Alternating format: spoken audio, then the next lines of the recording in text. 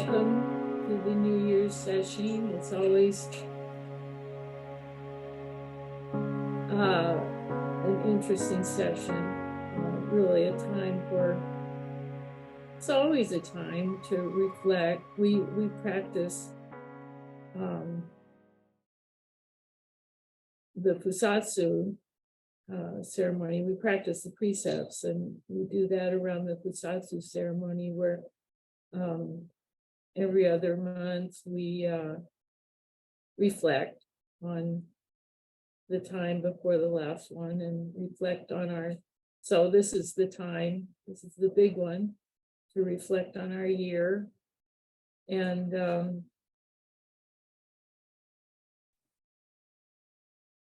let it go. Dogen said, remembering past lives is bad karma. And I always took it that as remembering the past is bad karma. Of course, we should note when we do something that we could have done better, when we make a mistake, hurt someone else, hurt the earth, and then let it go, atone. So that's what the Kusatsu is, the atonement. But anyway, it's the time of reflection, a good time to sit. I wanted to talk, there's just two talks. I wanted to talk about Dogen's, now I probably won't be able to find it because I was messing around so much. Yeah, I turned off my Kindle.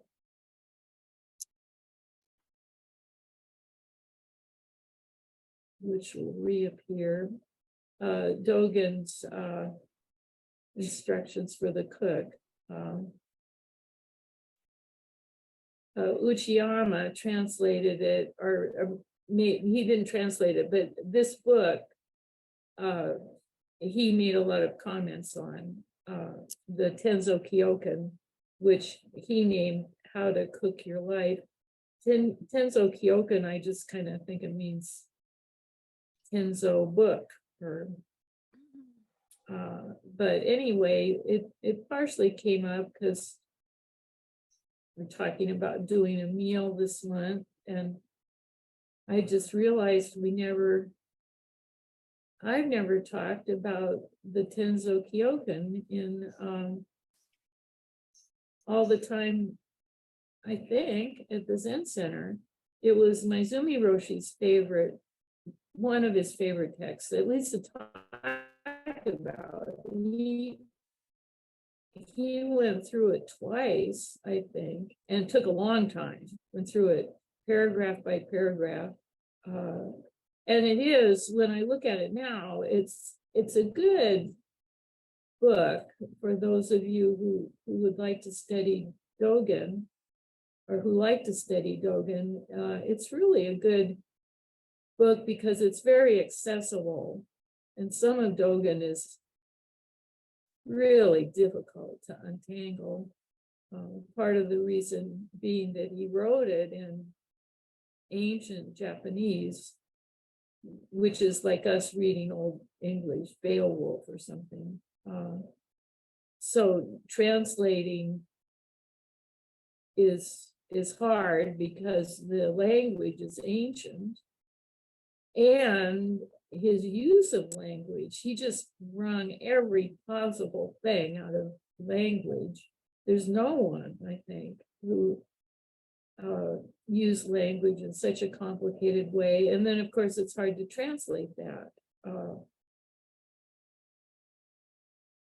Puns and different meanings of words in different places. So we're so fortunate we have some really excellent translators for Dogen. But like I said, this book I think is very accessible. So Tenzo is the cook in the monastery, but most Zen centers, many Zen centers have Tenzos. My first two, Zen Center of Los Angeles and Mountain Center had a regular Tenzo as a position. We have positions. The monastery had, in Japan, had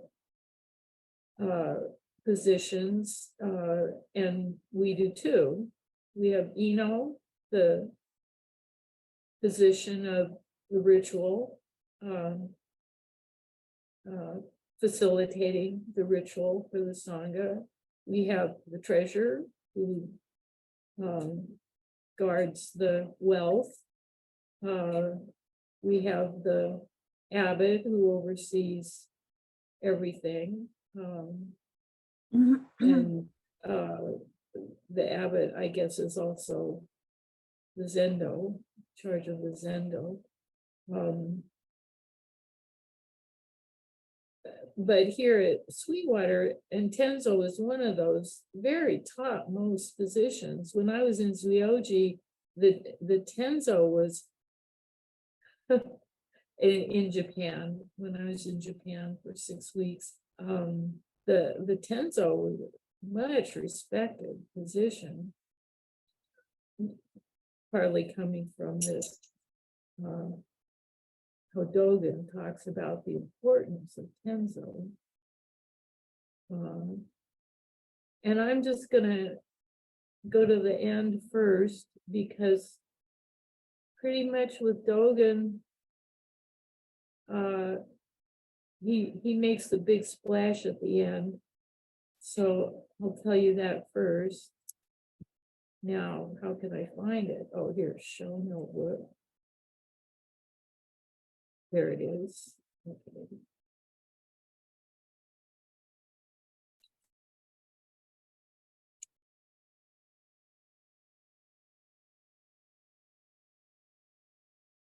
Okay, so he talks about 3 kinds of minds, which is the Tenzo mind. And the first is a joyful spirit, the joyful mind.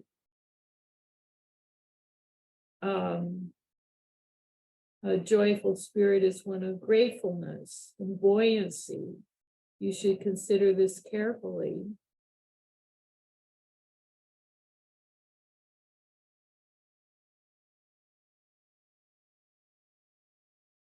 If you have been born into some heavenly realm, you would most likely have only become attached to the pleasures, taking neither time nor opportunity to awaken the Bodhi spirit, nor would you be likely to feel any particular necessity for practicing the Bodhidharma. Much less would you be able to prepare meals for the 3 treasures, despite their being the highest and most worthy of things.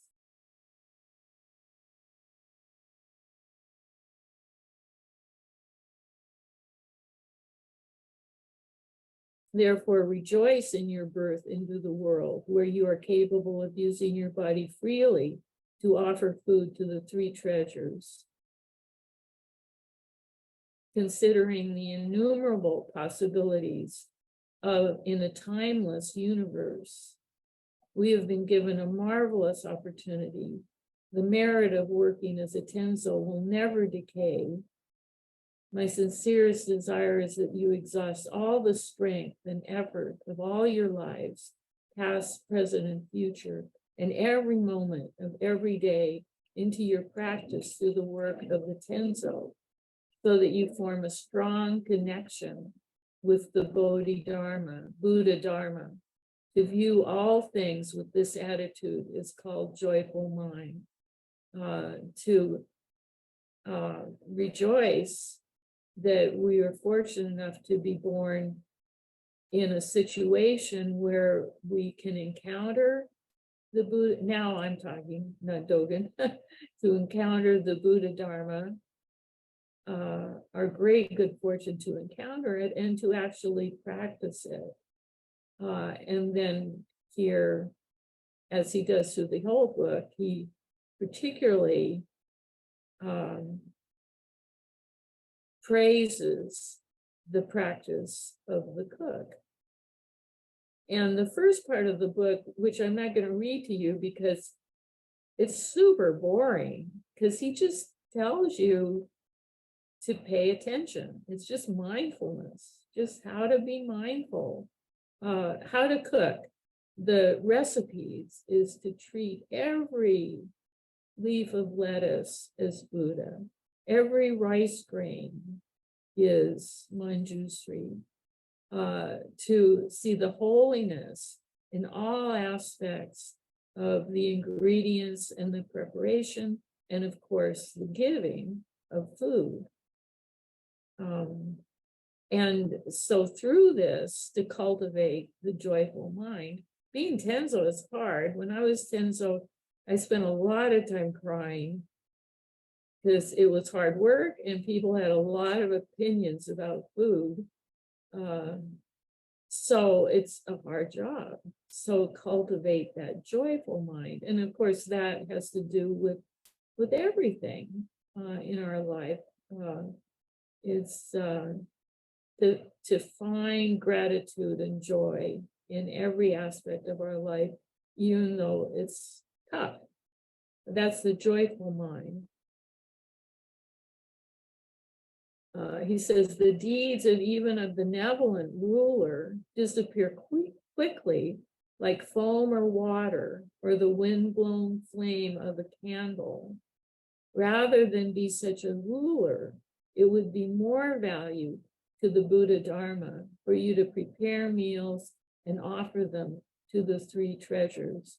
So this humble job, when I was Tenzo, my mother was so upset because she felt, I didn't raise you to be a cook, cooking for other people.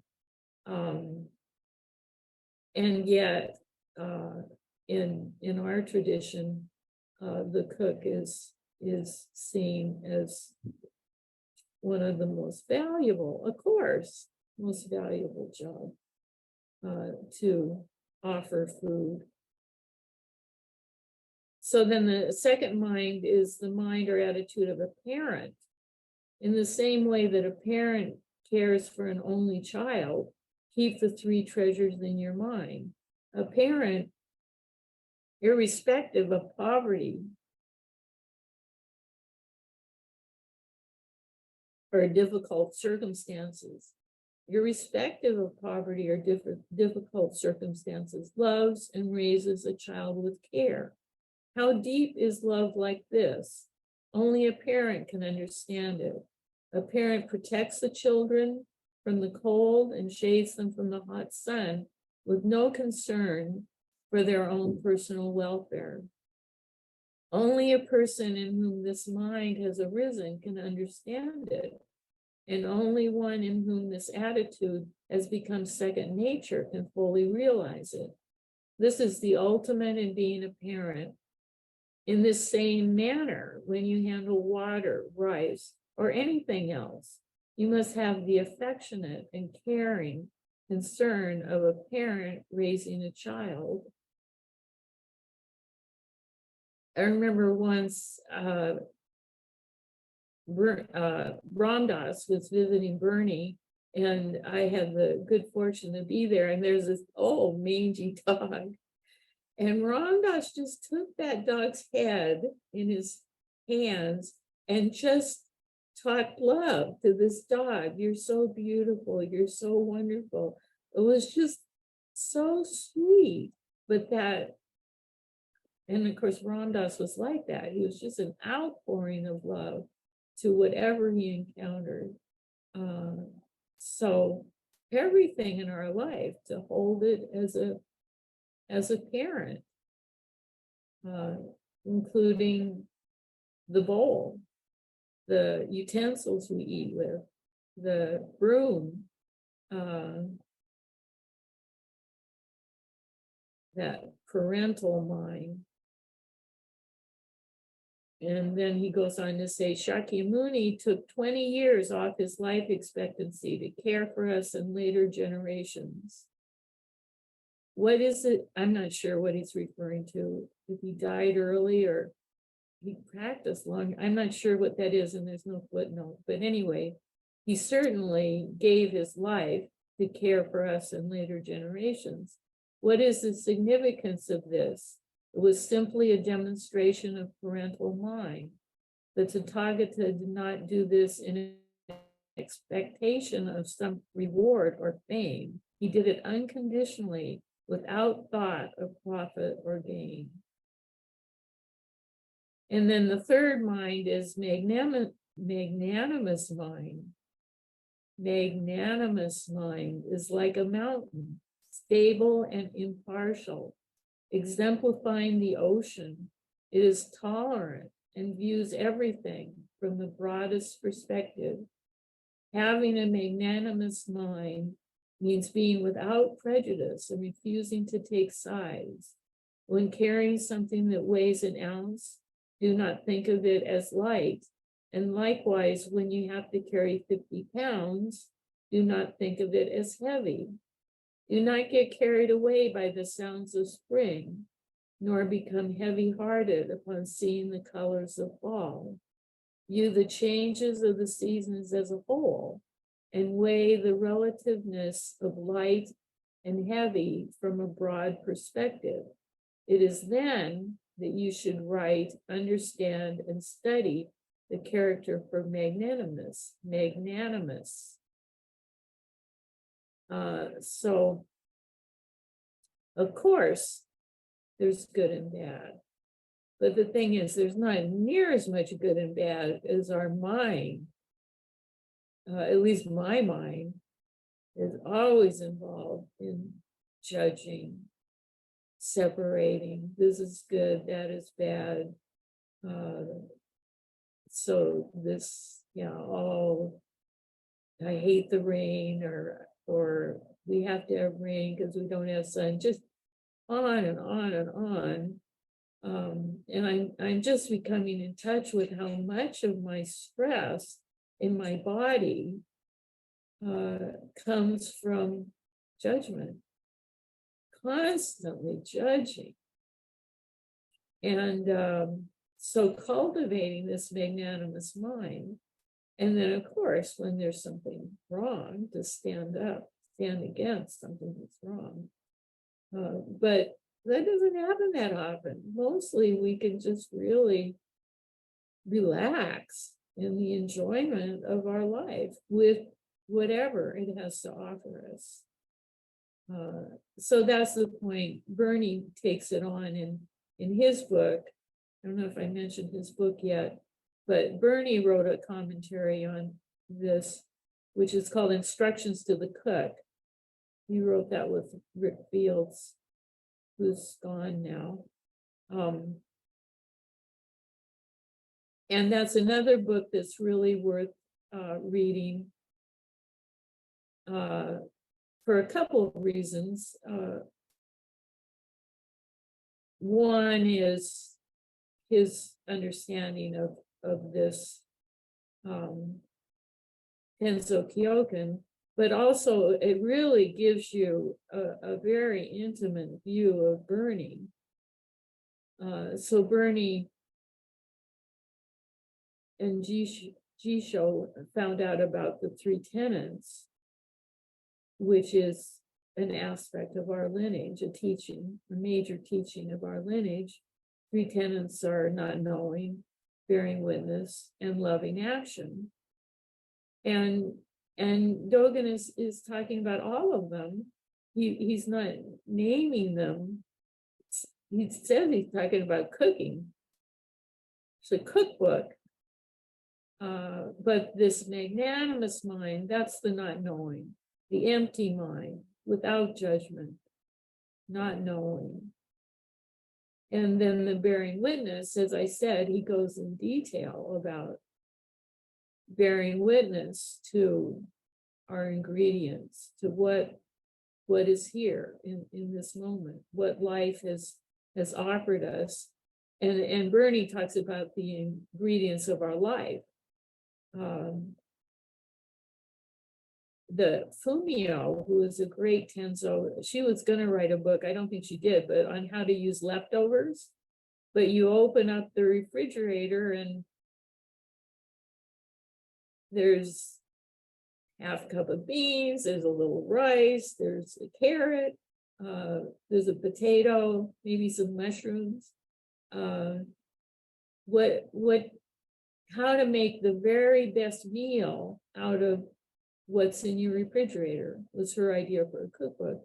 And that's what Bernie talks about just in terms of our life.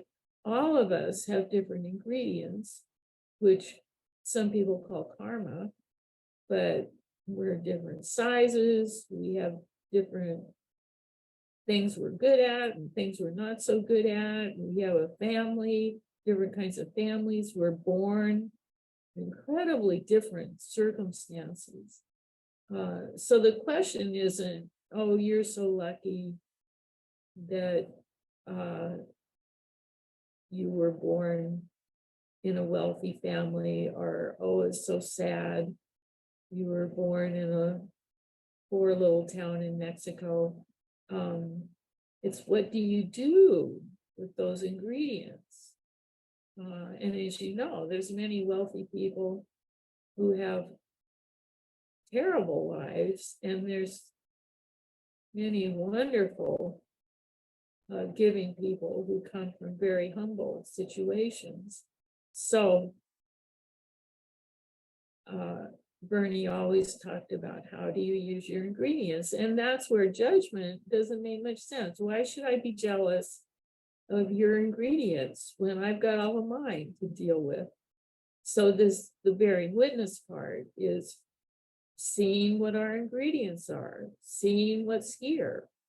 So the Tenzo before preparing the meal counts how much rice there is and how much vegetables, and then prepares the meal. And that's the third, loving action.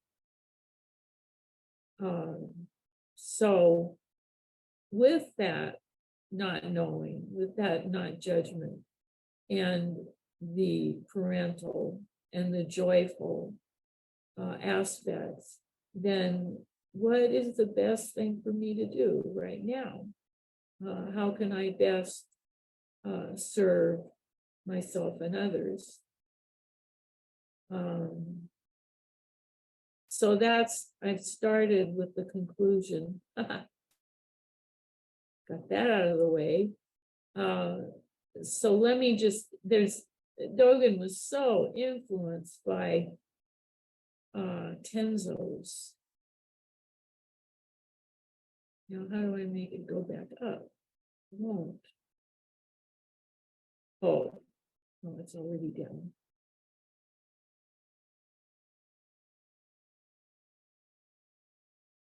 Yeah, here it is.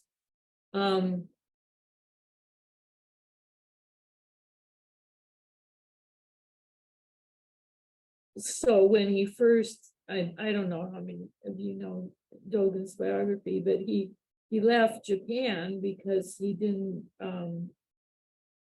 wasn't satisfied. So here's another thing from Dogen, is he received transmission in a couple schools. Everyone thought he was great, but he was not satisfied with his understanding. So I don't know how many people come to see me and they want me to verify or approve some kind of understanding. I really have no idea what your understanding is. What I can do is provide a container, which is called seshing, and maybe some advice or words of wisdom to support you on your path. And the one that approves your understanding is you. When are you satisfied? When can you say, oh yeah, this is my life. This is what my life is. So anyway, he wasn't satisfied. So he decided to go to China to practice with Yu Jing. there's so many Tenzos involved in this journey. When he very first gets to China, I think he's still on the ship. He hasn't quite left the ship yet. Maybe there's papers or something. And he meets this Tenzo who's shopping. And he says, stay and talk to me. I love talking to you. Stay and talk to me. And he says, no, I gotta go. I didn't tell them I wouldn't be back. And it's my job to go back and cook. So, many of us would say, oh, it's better if the Tenzo stays and gives Dogen the Dharma. But he says, no, my job is to be a Tenzo. And maybe I'll talk about that story more tomorrow, because what the Tenzo teaches Dogen is very profound, but it's kind of long. And then he's at the monastery and he's walking around, and it's very hot. And let me see, maybe I'll read it for you. Oh, there. When I was at Mount Tiantong, a monk called Lu from Quinyun Fu was serving as Tenzo. One day after the noon meal, I was walking to another building within the complex when I noticed Lu drying mushrooms in the sun in front of the Buddha hall. He carried a bamboo stick, but no hat on his head. The sun rays beat down so harshly that the tiles along the walk burned one's feet. Lu worked hard and was covered with sweat. I could not help but feel the work was too much of a strain for him. His back was a bow drawn taut. His long eyebrows were crane white.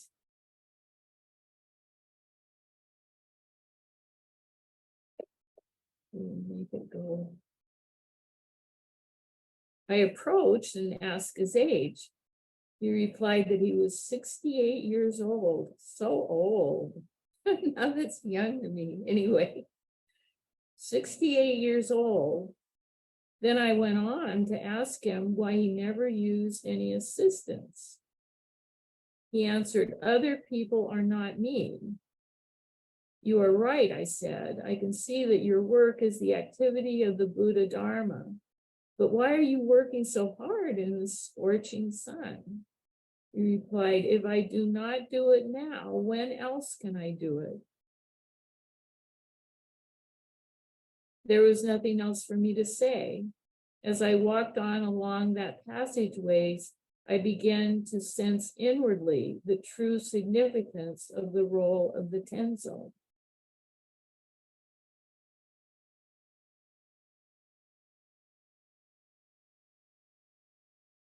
So,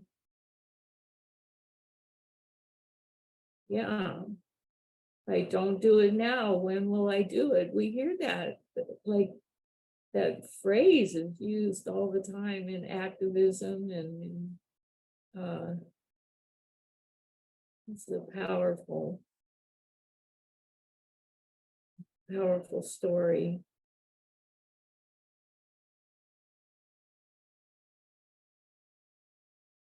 So let me encourage you to really use this time to contemplate all of these things. The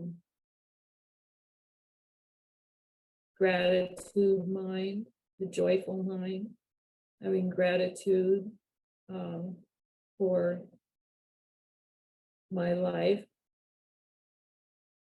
And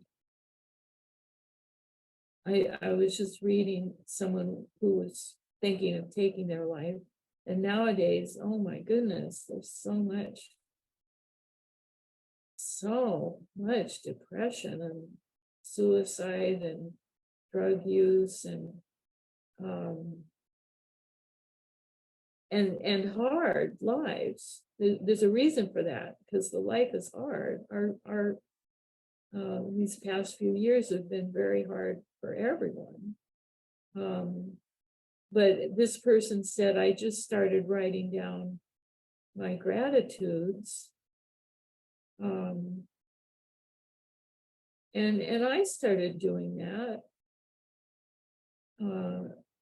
I'm pretty joyful, but every once in a while something just catches me, and just you know how it is. Just all of a sudden everything seems wrong and a failure, and nothing works, and I don't really get suicidal, but I feel really unhappy. So just take a moment to, like, I look out my window and see the ocean and my doggies and all of you, all of your efforts and willingness to practice and taking care of the Zen Center. After a while, my life just seems amazingly wonderful, because it is, and it is not to disregard the grief that we're experiencing and to ignore that was mentioned in the beginning of this session, that part of bearing witness is bearing witness to, as Bernie says, the joy and pain of the universe. So the practicing gratitude doesn't mean ignoring the challenges, the people we've lost, the maybe financial hardship we've had, the opportunities that we lost. Also acknowledge those, but cultivate the mind of gratitude. And then the parental mind. So it's always about me. It's always about my problems. And this Christmas is one of the first times I had time to give presents. And I gave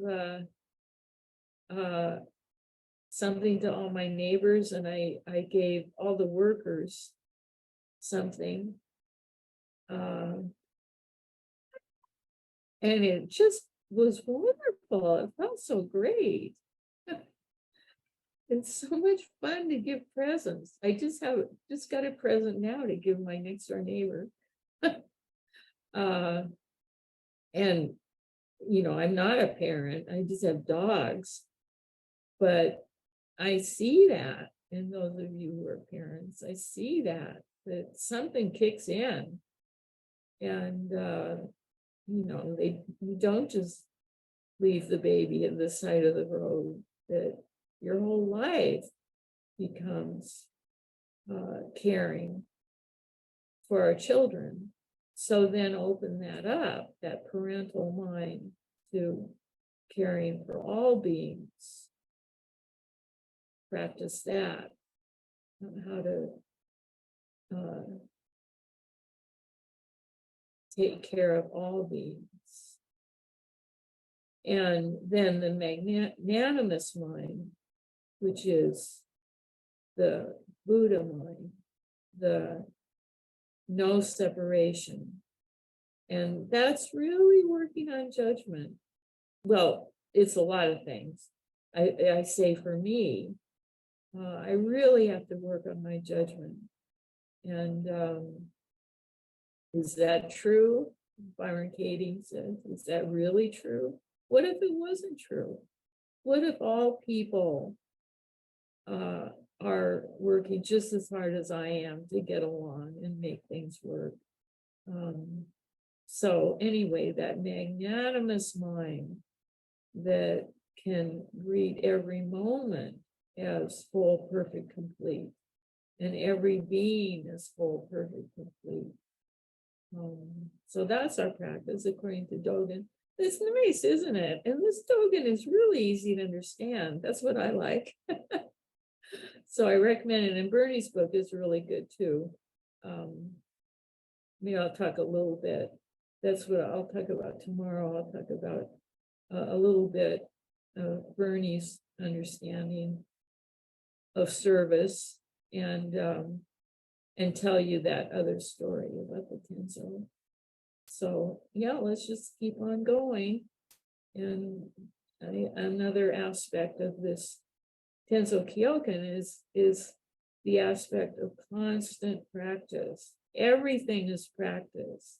So when you go to make your meal, and here everybody's a Tenzo because we're all making our own meals. So rather than, oh, I have to rush and throw something together, to have that appreciation for whatever those ingredients are that are going into our meal. And appreciate yourself and what a wonderful ingredient you are in the earth, on the earth, as part of life. Oh, there she is. Miosho showed up. And the only Tenzo we've had at Zen Center really is Mioshu. I'm so glad she came, because I'm talking about the Tenzo, Mioshu, and I'm thinking of you. I mean, she's had to do Tenzo when nobody wanted to, and when there was almost zero support. I'll tell you, just really living the Tenzo Kyokun. I'm glad she came. Anyway, okay, let's end.